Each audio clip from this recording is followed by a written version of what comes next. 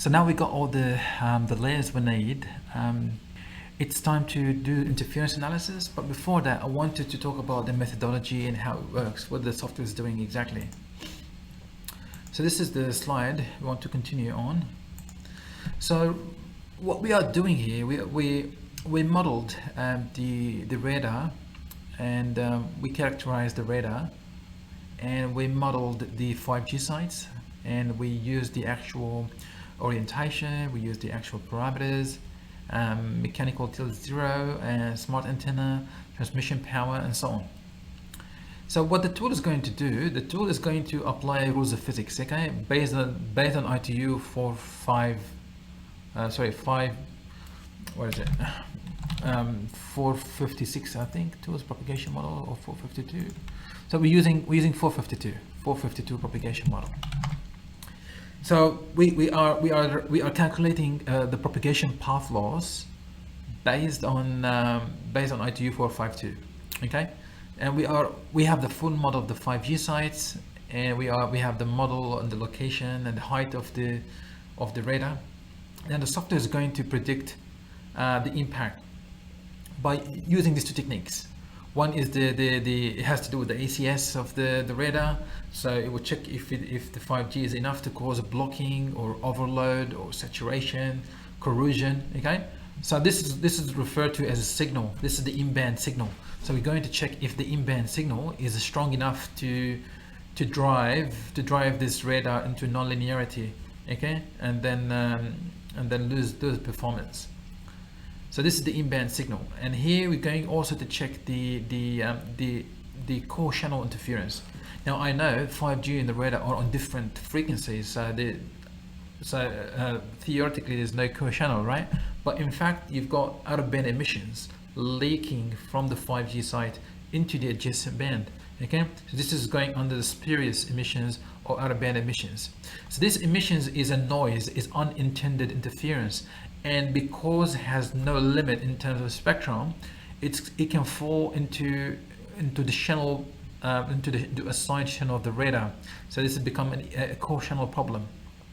Okay, so this can become a problematic, especially if the site is too close. If the 5G site is too close to the radar, the out-of-band emissions can become a problem. Now usually the in-band signal you can manage, okay, to some degree by reducing spectrum or avoiding overlap and so on, but the out-of-band emissions, this is unintended, so this is hard to control. This has to do with the specifications of the 5G equipment, and because the radar is very, very sensitive, so the criteria is probably very, very tough to protect the radar from having interference. So this is just a dummy example to show you the 5G signal.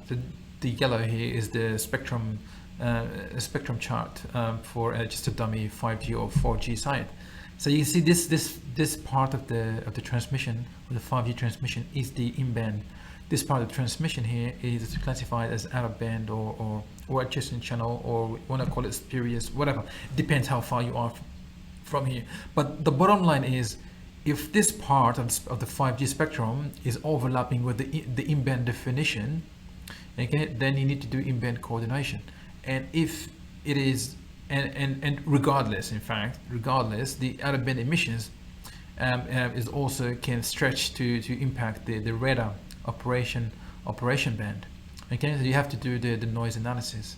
So these two need to be modeled and characterized and also evaluated.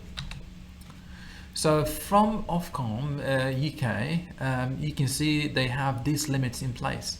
So they define the limit for in-band and they define the limit for band noise. Okay, so they've got these two limits, the blue and the red. So the blue is the noise, they call it the noise. So the noise because it's the 5G noise coming into the radar, and this is called in-band, okay, because this is operating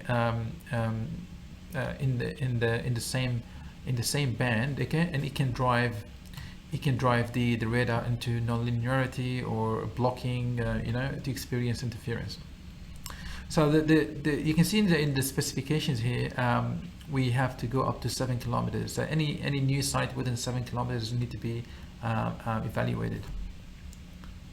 So these protection levels are based on the bandwidth of the interferer, which is 5G. So the software will take care of these values, and the software will calculate for you the protection level based on your input.